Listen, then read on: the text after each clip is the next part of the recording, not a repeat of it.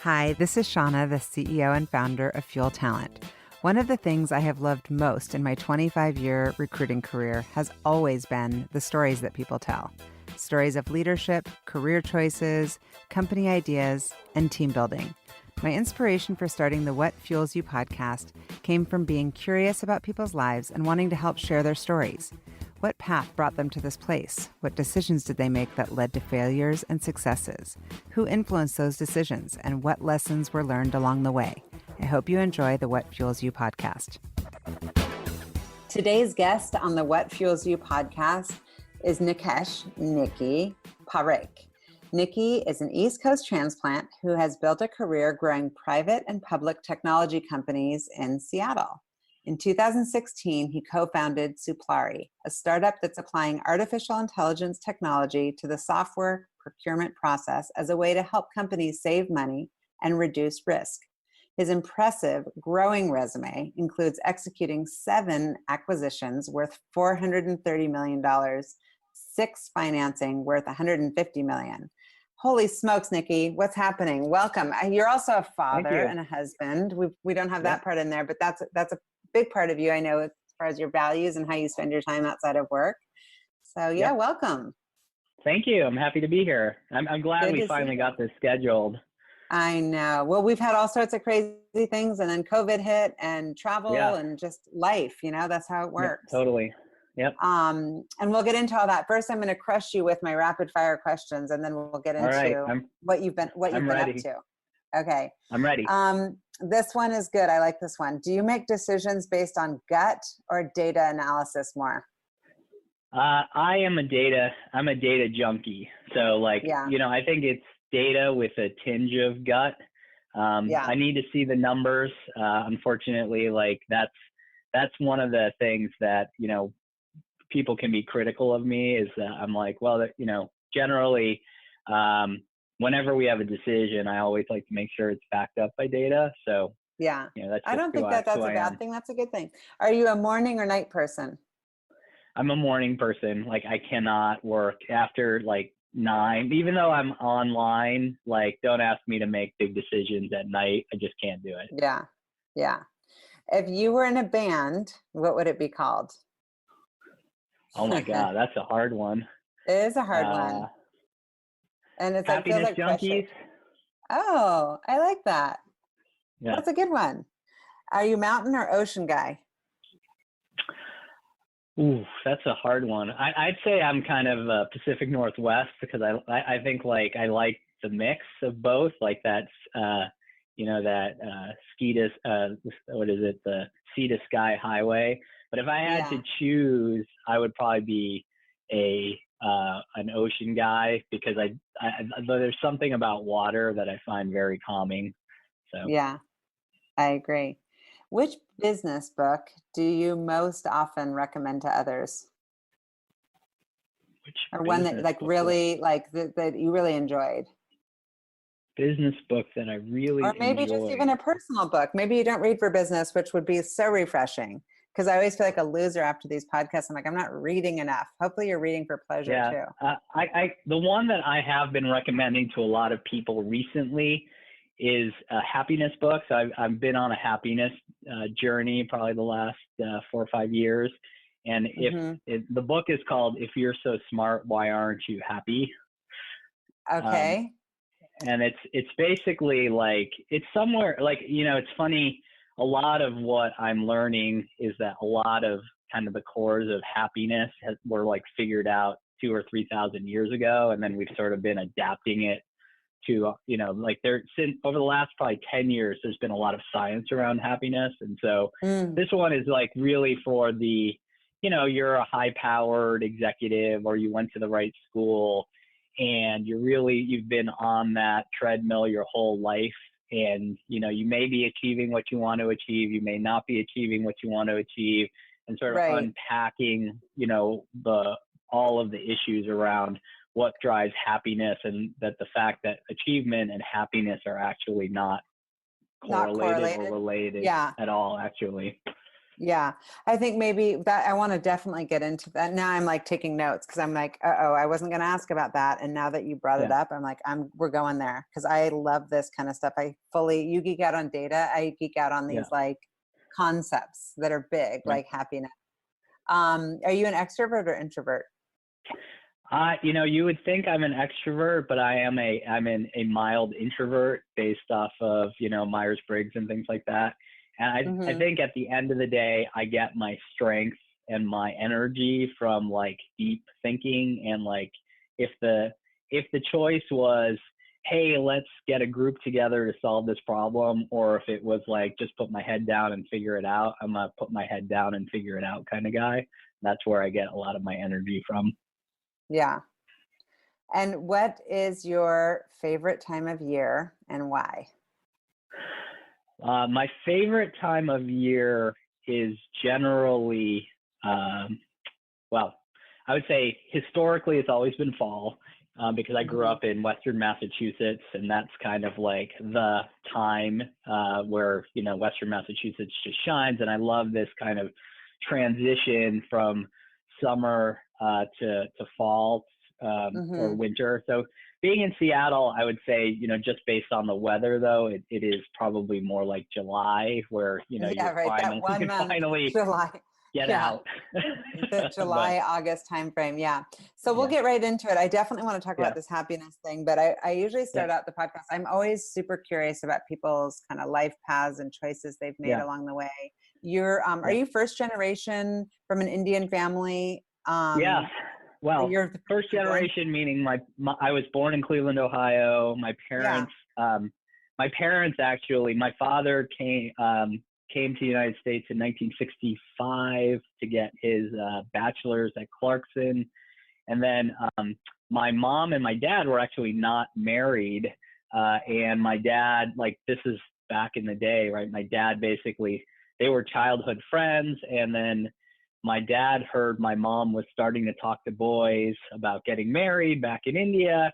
And my dad basically sent a telegram to my grandfather asking for my mother's hand in marriage.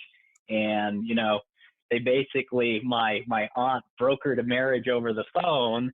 And then my family like literally put my unmarried mother on a plane to America.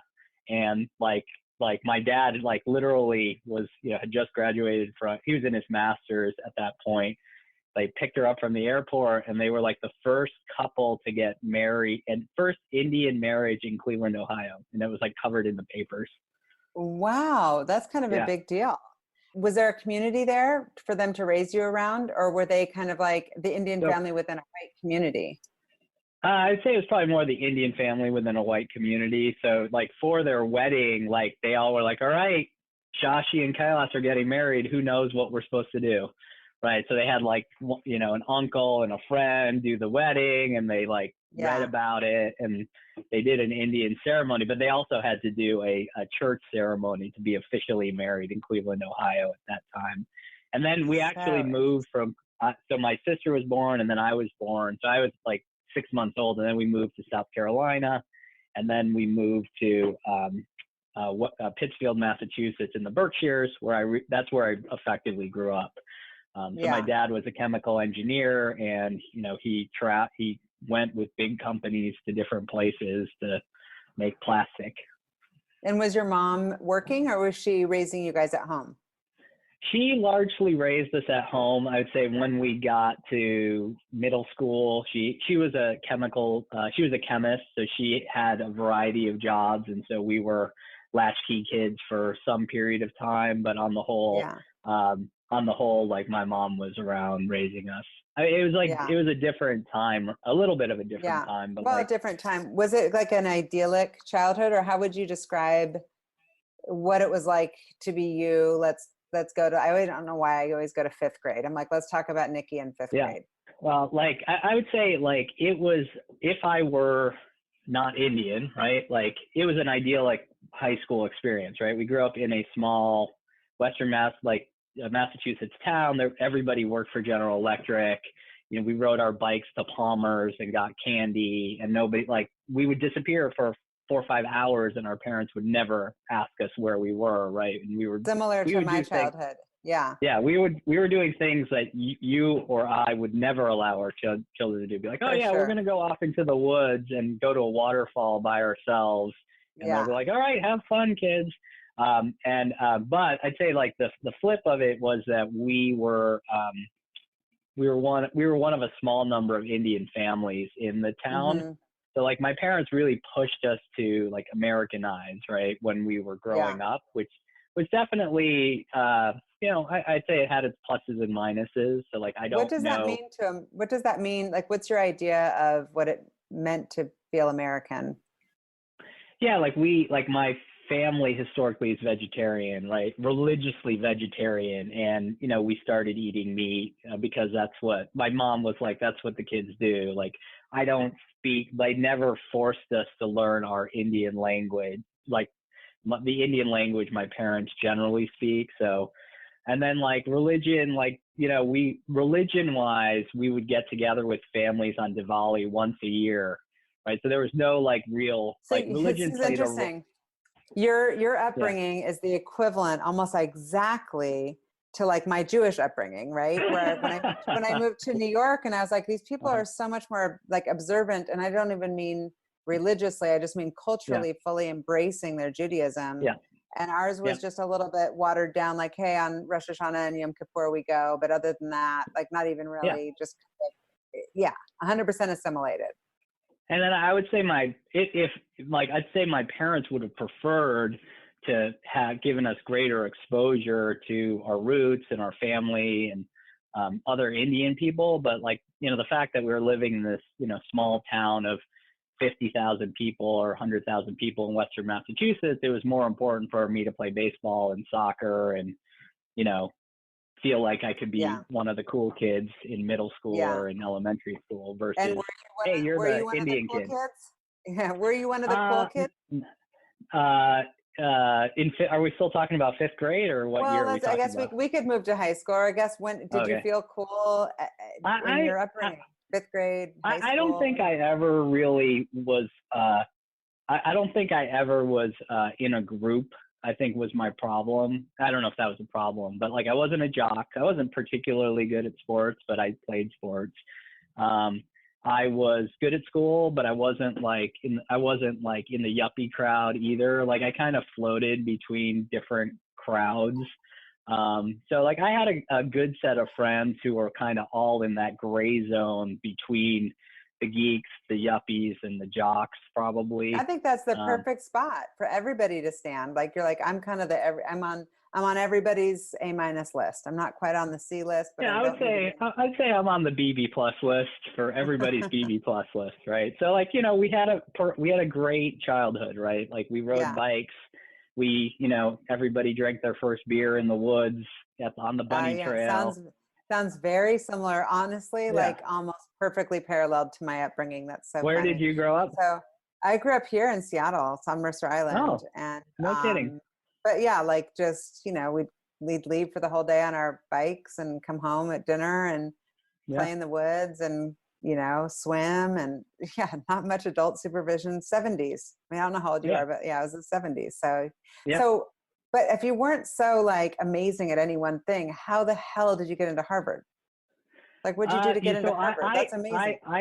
I would say like in my life, like I am not particularly the smartest kid, but I definitely worked hard to achieve. So I worked hard and I got into a good school. Like I didn't think, I grew up in Pittsfield, Mass, and nobody had gotten into Harvard in years.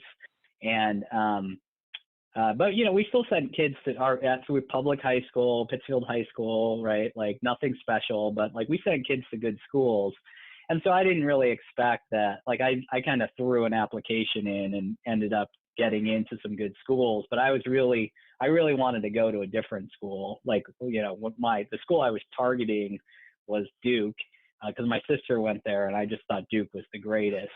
And Wait, so you didn't get into Duke? No, I did. Oh, And then this actually goes back to the Indian part. And then like I threw in my stretch school was Harvard, and I applied, and I got in, and I was really thinking about Duke. And then I went to the pre-college days or whatever it was, your admit day. And, at Duke, everyone kind of seemed like they were from Pittsfield, which was like, there were a lot of, there were some Indian people, but there were a lot of people, nothing against your hair color, but everybody was like Northeast, yeah. brown hair, upper middle class, It's very nice probably, people. yeah.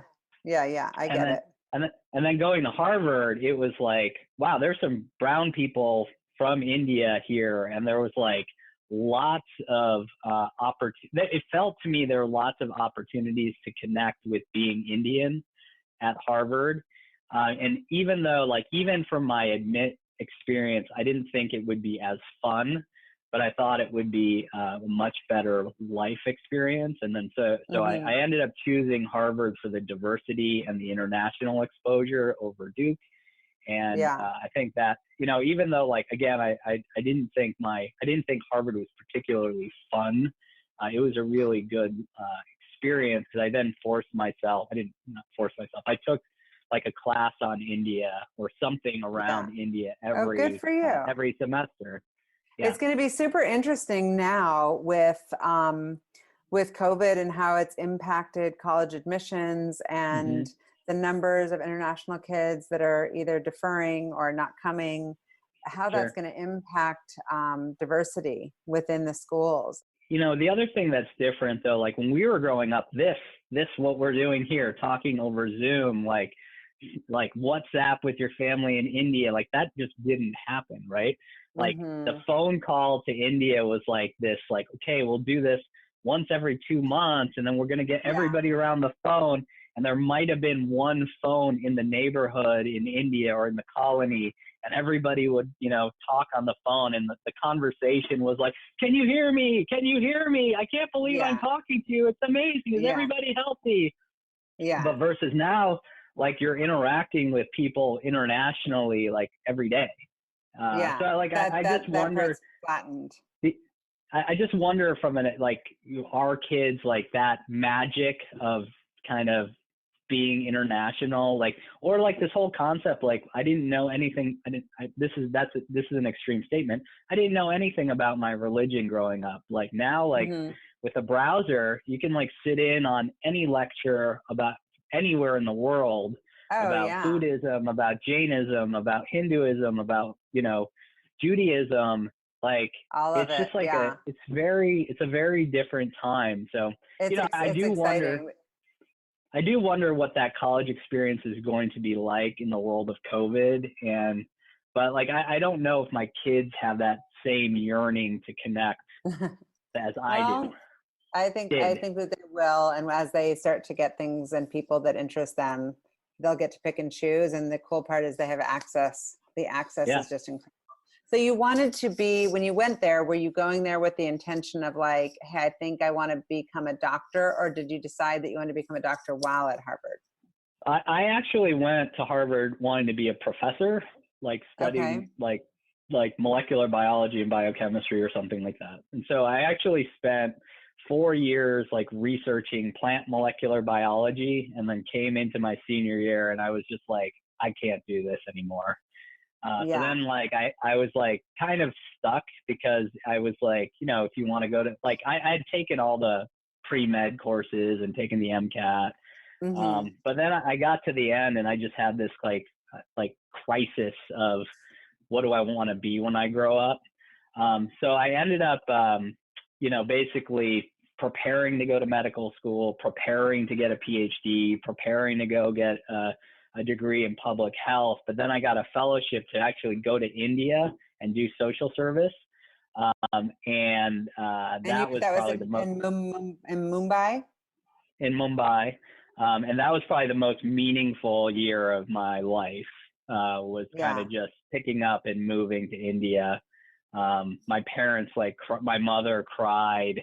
She was like, my father wasn't excited about it, but he's like, we worked so hard to leave India and now you're like throwing it all away to go back, basically. What was your experience of going to India? Like, what surprised you? Because like it might be similar to me going to like Israel, where you picture like before I went, and I mean obviously not with the internet, but when I was little, I pictured Israel as like camels in the desert, Yeah. and then I was like, oh wait, this like Tel Aviv is like this thriving, beautiful, Yeah. metropolitan. It's beautiful. And what was your Right. experience of Mumbai? So Mumbai, have you been ever? No, it's like Yeah. 100% dying to go, and Yeah. can't wait. I hope So I get to go. this is like 1995 to 1996. So it was like 25 years ago, and a lot has changed. But it was just amazing because it was like Mumbai is a very dense, crowded place. It was a mix of incredible, and it still is, like the poorest people in the world and the richest people in the world. It's a mix of like old like religion that's been around for 5,000 years and like the latest technologies in the world. And we have like literally hundreds of family spread out across just in Mumbai, and probably even more across India. Mm-hmm. And so for me, I went back and I got into this like this UN sponsored population science institute. And I was living in a dorm, and there were people from all over the world studying population science in this part of India or in Mumbai. And it made me realize that I couldn't deal with international public health. Was a very bureaucratic and time consuming process. And then I switched to do malaria research. So I kind of picked up my molecular biology. And then I was doing research on vaccines for malaria, and at the same time was like volunteering in women and children's slum health clinics. And so that was like, but like the best part was just like reconnecting with my family, reconnecting with my religion. I opened up my my grandfather's apartment that was like filled with like rats, and like I just lived there by myself in like a part of India that was like no indoor plumbing, like in the heart of kind of the commercial districts of Mumbai.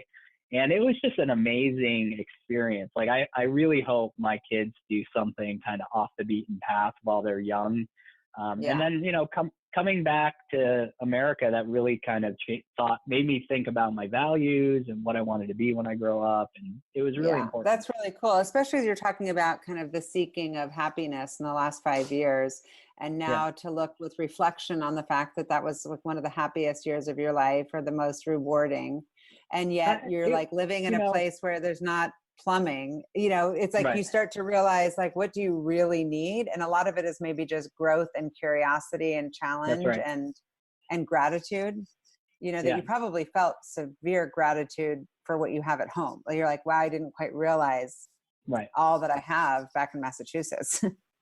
Yeah, but it was also a little bit like, you don't know if I didn't appreciate it as much as I should have at the time. And looking well, it's always that way, right? I was like, oh, that was a really good year. Yeah, it's always the case. And so, but then I just know there's an intersection of starting to work in investment banking and healthcare, and deciding to go back to HBS to get your MBA. Yeah. How did you make those kind of life decisions? What sparked that? So I came back to the U.S. and decided that like I felt like where I found purpose in life was actually was in these women and children's slum health clinics, and I wanted to become a doctor. So I applied to medical school. And while, I had a year to kill, so while I was applying to medical school, I was like, just went to a party, ran into a fraternity brother of mine. He's like, you got this year to kill. Why don't you try investment banking? And I was like, I never thought about it. And he's like, it's healthcare investment banking. You did biochemistry. And I was like, I've never even used a spreadsheet. Like I don't understand why I would do this. And then I also had this negative perception from Harvard that like everybody that like the people that went into banking and consulting, they were not like like me. Yeah. Well, they just weren't me. That wasn't my thing. I was like the nerdy, geeky biochemistry kid, right? And so I never tried it. And then I actually, after, I started working at this investment bank, and I was like, oh, this is actually pretty interesting. it's like healthcare related. And then there are all these little puzzles that you're constantly figuring out. And so I ended up turning down medical school, applying to business school and going to business school instead. And, and I guess my goal in life is to, really, I think like, through business, you can basically affect more people's lives in theory than just being a doctor. Yeah, it's more one to one than one to many. But of course, like it sounds like in Niki fashion, you're like, go big or go home. I think I'll just go to HBS. Like of all schools, you're just like going to the top of the. It was the only one that took me. It was the only one that took me. So it was very limited choices. So, Who did you have kind of guiding you along the way? Did you have mentors or teachers that kind of told you they believed in you, or like what was kind of fueling your drive at that time? I think it was just like, certainly my peers, like the person who took me into the investment bank, who was in my fraternity. I talked to a number of people about, should I just keep working? Should I go to medical school? Should I go to business school? And one of the guys I worked with in the investment bank, they gave me an offer to keep going at the investment bank. And one of them was just like, Niki, you need to go to business school. And I was like, well, why? I'm like making reasonable money and I'm doing really well. And he's like, I think just like you have a lot of potential, but you need that. I needed to mature and I needed more shape and I needed more exposure. Right. I was just like very narrow and, God bless Bob Dahl, but he was just like, I think you're really smart, but you should get out of here and leave and go do something else. And then, was that a good choice for you? I think the best choice, right? Like, it sounds like you lived in New York City. I did. I lived in New York for many years and I lived in San Francisco. I love New York. I mean, like, what's not to love about being young in New York, right? So like, it's just the best, right? So you're like, I'm working till 4 a.m. and then we'd go out every night and we're burning candle at both ends. And it was amazing. And then business school is more what I mean. Like, was that the right choice for you? Like if you were mentoring, high school students right now, what's your take on education and getting an MBA? And I think like there probably isn't much that I learned in business school other than a structured approach to problem solving. So I don't think like that necessarily was like magical, but like the people in business school are magical. So like the networking opportunities. At Harvard Business School for sure. But if someone's just like, I'm just going to go to a not as prestigious school to get an MBA, the actual MBA as far as learning and problem solving and qualifying yourself to run a business, what's your general take? Because I mean, obviously if my kids could go to Harvard Business School and get that network, that's incredible. But if it's just some average school that doesn't have that same network. Yeah.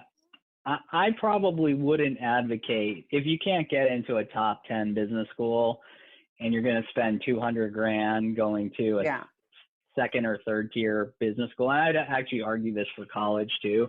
You probably should find some way to supplement and get the skills. Like it's all available online or locally and just, keep, find ways to supplement, but, keep growing your career in a different way.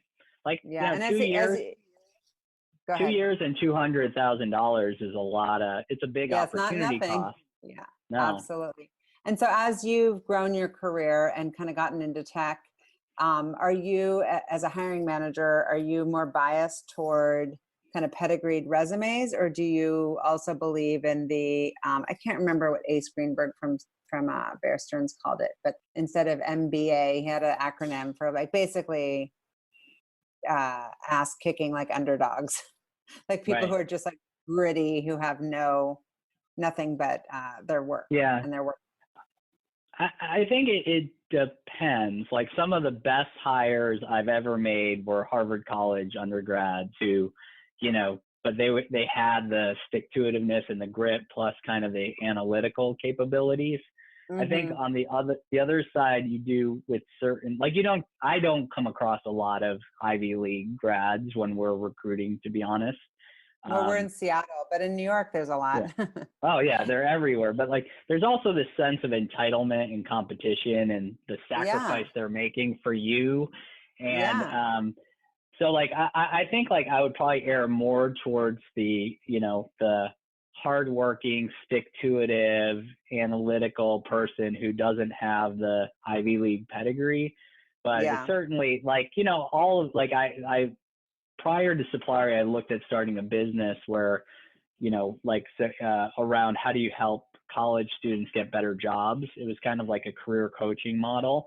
And when you look at your like, how does you should know this better than anybody, right? Like the internal recruiting departments at, Zillow or Google, they use like they use where you went to college as kind of it's a screening tool very quickly in terms of where you sit, your resume sits on the pile, but then it's really up to you to get to the next level.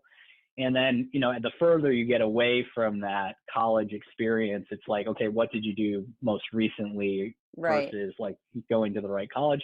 And I would say that's probably the more important thing to me, as well as like the personal attributes and what have you done lately that show that you're going to stick with it in a hard situation.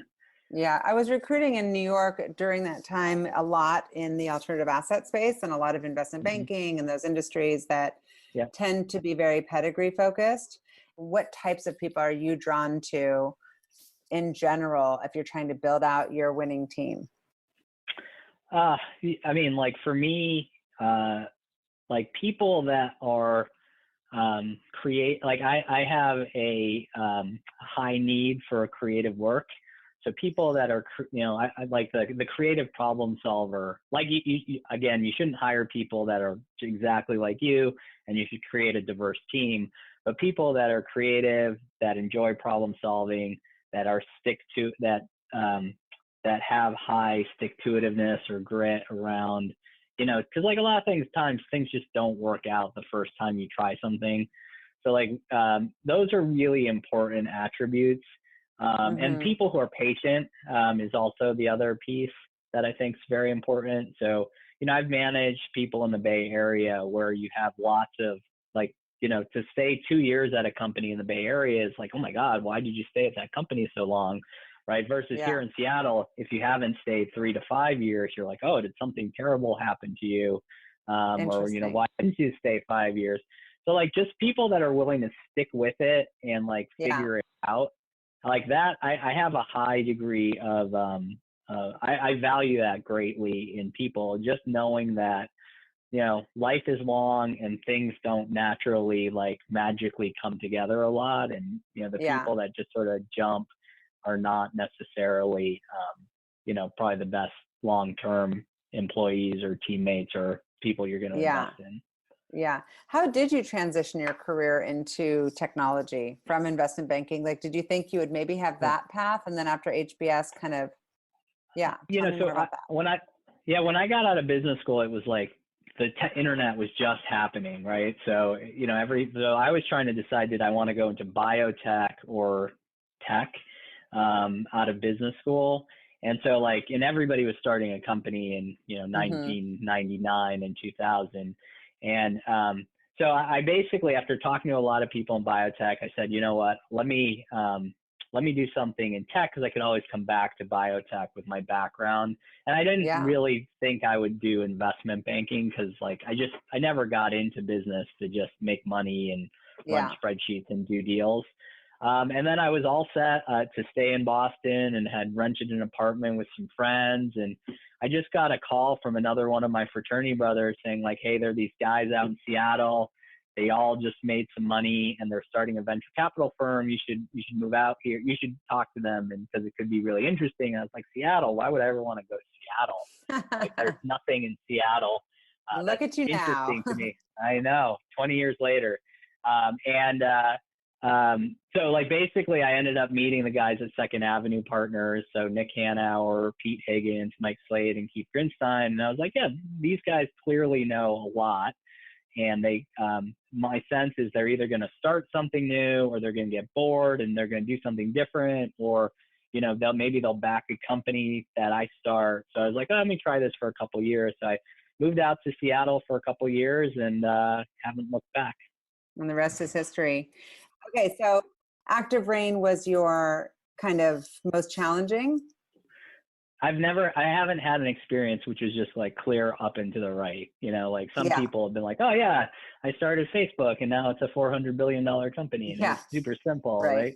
After Second Avenue Partners, I joined one of our investments called House Values. And House Values was like a really, real estate 1.0 and had done really well. And Ian Morris had just come on as CEO. And, the problem was like, it was just not growing fast enough. So he and I like dug into that and were able to like figure out how to grow it. And, it went public and it was a great experience. But then like, we ran into a market disruption, like the great, the real estate crash of 2007, 2008. So that was a challenge. And after that, I went and I was like, I want to do something with more purpose. So I was CEO of a spin out from David Baker's lab at the University of Washington. And we were converting, it was when clean tech and, energy security and global warming are, still important, were very important. And, right at the moment I was like, okay, I'm CEO of this startup, like the market like fell out, Bear Stearns collapsed. And we were converting seaweed into low-cost biofuels and renewable chemicals. So that was a challenge because we had like a team in Chile harvesting seaweed and kind of trying to figure out the agriculture piece of it, and a team of biochemists, on the biotechnology side, developing microbes that could live on seaweed as a sole source of carbon and convert it to ethanol or butanol or others. So that was interesting. Wow. This is a thing. I'm like, it's kind of like in my mind, I'm like, that's a little over my head, but that's incredible. Wow. And then Active Rain was like social media for real estate. So that was a great experience. Like I would say of all my experiences, that put the most hair on my chest in that I transitioned from the founder. The founder had built this great company, but the team had a lot of loyalty to the founder. And so when they brought in the khaki pants, blue shirt MBA, kind of managing that transition from, hey, we're going to be the next Facebook to, hey, let's manage by objectives and set goals. Like that was a challenge. And I would say the most rewarding though was like Active Rain to market leader to Trulia, and then Trulia being purchased by Zillow. And it wasn't anything particular about the business, but it was really the people. Like I just love the people between Active Rain, market leader, Trulia to Zillow. Just the best team I've worked, like I love my team now, but the team I worked with during like, it was 4 years of constant change, but just a really solid group of people that are just amazing. Yeah. Well, that probably set you up really well when you started Suplari. Tell me about that story. Sure. So Zillow had purchased Trulia. I had taken my businesses, went over to my Zillow counterparts. I took a long vacation. And then during that, I ran into a friend of mine named Jeff Gerber, who was chief architect at Apptio. And, he was leaving Apptio at the and was like, there's this opportunity. It's called machine learning and it's called the cloud. And, if you think about enterprises, they have all this data that nobody looks at, and there's all this great information in there. And what we should do is just like move this data to the cloud and leverage machine learning to make predictions on how companies can operate more efficiently. And I was like, wow, that's really amazing. Like I saw at Zillow and Trulia how like making data public and publicly available really like changed how the real estate market operates. And, the thought was, hey, we could do something similar on the enterprise side by really exposing how, data works and, enabling people to do their jobs better. And I didn't know anything about AI or machine learning at the time. I knew a little bit. And so like generally in my career, I'm always trying to keep my learning curve steep. It's like, okay, what can I do that's going to like really help me learn something new. And so I have this perspective that artificial intelligence and machine learning are going to be this big thing. So I was like, yeah, let's give it a shot. And then we recruited a good Brian White, who had founded a company with Jeff previously. And when we got the three of us together and we had a PowerPoint, and Madrona was like, has worked with each of us separately, and Jeff has worked on 4 or 5 Madrona companies, and Brian had worked on 3. And once Matt McElwain heard that we were getting the band together, he's like, I'd love to figure out how we could participate. And that's how we started Suplari. That's incredible. And so to date, is this number correct that you have raised 18.6 million in funding? Is that right? Yep. So we've raised 18.6 million in funding. We've got a great team and, making great progress. That's incredible. And so what is your biggest, let's talk pre-COVID. What was your kind of thing that was keeping you up at night? I guess you go to bed early because you're a morning guy, but what were you stressing the most about as far as what your next challenge was going to be for 2020? For Suplari? Yeah, for Suplari. Yeah, I'd say the challenge, what we're still we're still optimizing our sales and marketing process. So we have a great technology. When we have great customers see a lot of value, but we are selling Suplari sells into the finance and procurement function. And that's a hard one. We sell into those functions too. Sometimes it can be challenging. Yeah. So it's generally it's a difficult buyer. They're more likely to buy SAP and Oracle. There isn't a lot of history of innovation. Generally your accounting system is not the place you want to be innovative. You just want to buy IBM, make sure it doesn't break. Yeah. Right. So now, in comes a startup that says, hey, we can help you do things differently. And so trying to figure out that motion has been how do we take innovation and new technology into a very traditional buyer is kind of the area that we're really kind of spending a lot of time and focusing. Mm-hmm. So COVID hit. Now we're in June. What is it today when we're recording this? I guess it's I don't even know, June 12th or something. Yeah. I think. I just know that it's been a crazy moment as a dad, as a leader, as a community member, leading through this and coming back to values. How much have you kind of drawn on those company values as far as leading your team through the crisis? Yeah. So I'd say we have a great team and a great culture. And then I would say from a culture and a team perspective, we have really focused on our core values, which we have our CAN core values. So customer first, agility mindset, and no ego. And so I'd say ultimately the areas that have been really important are the agility mindset. We're constantly iterating and optimizing and testing and flexible because we know we're not going to get things right the first time. So that's been really important through coronavirus. And then the second is no ego. We went through a process of we had our founder values, and then we distilled them down to okay, here are the values that we're going to focus on as a company. Went from 7 to 3. And no ego is probably the most important. And the person we talked, kind of helped us crystallize our values was what is the thing you're going to put on the door when somebody gets off the elevator and they see that they're going to just turn around and walk away.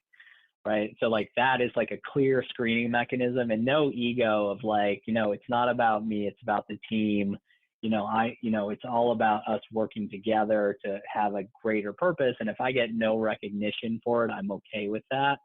The no ego part is a really important part of our culture that, especially in a time when people are asked to do things that are not comfortable necessarily, you have to be intentional to be at a startup right now.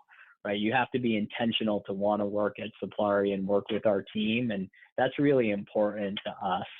So it's been, Mm-hmm. like coronavirus has been hard for sure, right? Like, the world effectively stopped in March and April, and now it's starting to thaw. So like being flexible and open and, having to change how we work and working from Mm-hmm. home, I think all of Have you those been have been have you hard. made any hires during this time? Like how have you treated your Yeah. recruiting strategy and process?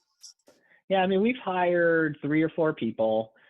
Generally speaking, we have like the people we hired, we had been in the pipeline for earlier, and we Mm-hmm. sort of we once coronavirus hit, like we didn't really know what was going to happen with the economy in the world, and obviously there have been negative effects to the economy.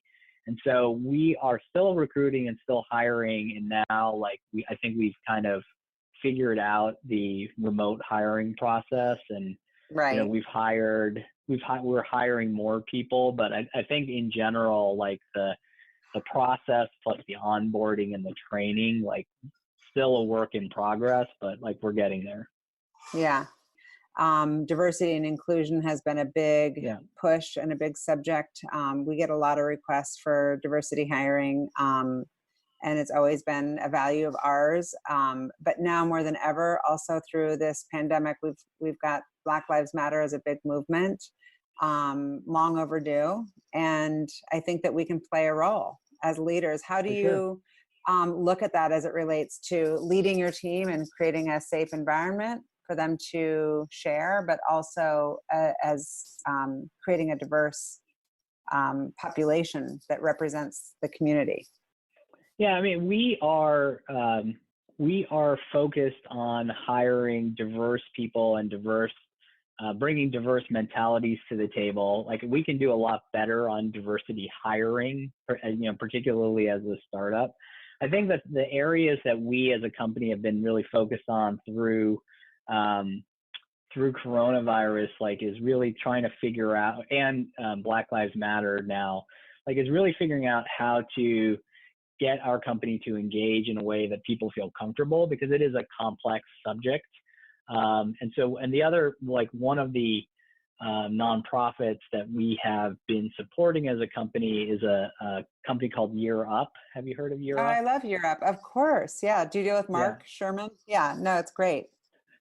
So Europe's Year a Up great. is it's a great organization. And like this kind of concept of trying to enable other people to have opportunity and mentoring people to get into the tech industry where they can basically accelerate their careers is something that we're particularly passionate about. So we try to have, today we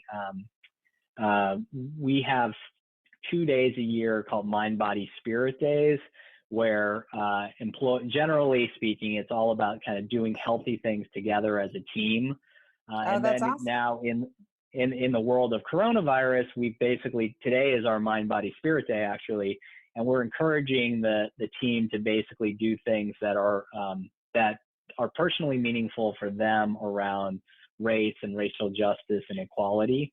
Mm-hmm. So, I think, like, kind of trying to provide more opportunities for the team to participate. Like, I'm going to be speaking at Year Up today. And I'd say of all the things in my career, the mentorship of my students at Year Up are probably like some of the things I'm most proud of, in terms of the ability for them to basically go from, being in a family that's never gone to college, having a job as a security guard, to then having like a real job where they're making good money, they have benefits, they have a career. That's been incredibly meaningful for me, and sort of trying to find more opportunities where Suplari and Suplari employees can help other people in the community has been important. That's incredible. I think that, like they say with parenting or with leading a team or with anything, instead of just putting lip service to it, actually doing, people learn a lot more Yeah, and they're inspired more to watch you yeah, actually do, yeah. and that's incredible. And so, what are your goals as far as like, where do you want to take the company? Where are you hoping to see I mean, Suplari? we started the company to build a great Seattle-based company, And, I'd say like you look at a lot of companies and they're either acquired or you end up having a remote workforce that's spread out. So like we had that, like, I think building a company that is a place where you can build great product and have great technology that's, right in Seattle is kind of what we're trying to do and focused on. And so, we'll see what the future holds, but we're definitely feel like we're on to something big, and we have great progress and great resonance with our customers. And, I think like the goal is to build as great a company as possible. Well, you're also bringing so much value because you're helping these companies find hidden costs that they wouldn't otherwise know exist and saving them money, which is so important right now. I mean, companies are just trying to do what they can to get ahead. Right. And then, when we started, they can then reinvest that into hiring people or invest in R&D. So that's our goal and our vision is basically to enable to take data and drive it to intelligence and really help companies optimize their purchasing process. Yeah, that's great. And so I want to get back to this, what you started with, which was the happiness thing. What have you learned? And you're seeking in the last 5 years, kind of trying to learn more and reading books. How do we all become more happy and not link it to success? Yeah, I think this it's a lot of times it's the most obvious things, right? Which is, the things you hear about all the time, right? So a lot of it is about, it's about the journey, not about the end point, right? That's a huge one. It's about kind of being in the moment. And then I think as being in tech and being, going to the right college and having a certain set of friends who might be working in tech, right? You have one of the biggest problems is kind of that you're constantly looking at other people and looking at how other people have achieved, and you're like, what, you get addicted to achievement or you get addicted to success, and when things don't work out exactly as you had planned, like it's like crushing, and you end up having a lot of mental trauma from it. So I think kind of putting everything in better perspective is really important around setting expectations and setting goals and really being in the moment and really focusing on the journey versus kind of focusing on kind of material gain or reputational gain or comparing yourself to others on social media or LinkedIn. I think those are all things which ultimately drive unhappiness. And these are things it's been true since the Buddha, in 2,500 years ago, 2,600 years ago. A lot of the same problems are just exacerbated by technology now, because you can just see everything and you can have anything in theory, and that this kind of unlimited ability to have anything or achieve anything causes a lot of unhappiness. Yeah, I think that this, the takeaway from this moment, and I realize it's a luxury to even have a moment to think about a takeaway during COVID, because some people are just trying to survive, and I feel guilty even saying this, but I do think that the slowdown and the reset almost energetically for the world needed to happen in some way. I wish it hadn't been through a pandemic, but that way of kind of getting back to the basics of okay, we have a roof over our head, we have shelter, we have food, we have love, we have friendship. You kind of break it down, and these material things, although they're fun, you do need that kind of leveling every now and then. And I think our country kind of needed a good kick in the butt in that way. I'm sad that the way that it's happened and how crazy it's been and how challenging it's been for our country. But hopefully it will be grounding in a certain way. And I don't know why I think that, but I feel that way. Totally. And then there are lots of little things that people should do as well. There's they're like happiness hacks too, right? Which is like gratitude practice. I heard that a lot. You wake up in the morning and you meditate, and gratitude and meditation, the gratitude journal, every day, just write down 3 things that you're thankful for, saying thanks, as a family and reinforcing that, you be it at dinner, like those things like are really useful to do for your family as well. But it all comes down to slowing down, appreciating what you have, and being reflective of, how thankful you are to be in the position you are versus always wanting, I'd say that the two things, like it's very basic, but like this sort of like, where a lot of anguish comes from is like either excessive planning about what's going to happen in the future and what do I need to do to get there, or excessive regret about things that didn't go well. So if you can actually bring yourself back to the moment and be like, wow, you know what, life is pretty good and I'm happy. And, I think like that's a very simple but important thing for everyone to do. Yeah, I think so too. Well, I'm really glad to have you on the podcast. I always end the podcast with asking the ultimate question, which is what fuels you? Yeah. I guess like personally, professionally, like I love the energy from working with a team and creative problem solving, like finding a hard problem and running up the mountain with my team. And then family wise, like I would say it's probably, I'm sure everyone says this, it's like my family is really the most important thing to me. And I just need to keep reinforcing that to myself, especially when you're trapped in a house for like 3 months with your family. Yeah. You just make sure you really, really appreciate them for everything they are. Yeah. It's funny. I ran into a friend and he's like, I kind of feel like I'm like caught up with the family. I'm like, that's the best way to say it. Like, right. I love them, but I'm pretty much, I'm good. I'm ready to see new people. So luckily we're entering that, and hopefully I get to see you soon. This has been super fun, and I love just getting to know you better and learning more. And I'm rooting for you. I think that you've always been so generous and clearly beloved. I've only heard the most amazing things about you. So much continued success. No, for sure. Thank you very much. Good to see you. Have a wonderful weekend, and we'll talk soon. Thank you. Okay. All right. Bye. Sounds good. Bye, Shauna.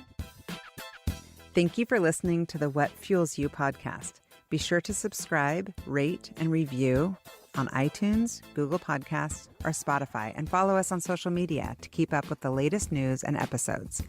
You can also contact us at podcast@fueltalent.com to provide feedback, ask questions, and share topics or guests you would like us to cover in the future. We hope you feel inspired by our guests and that we have helped fuel your day. Join us next time for another episode of What Fuels You.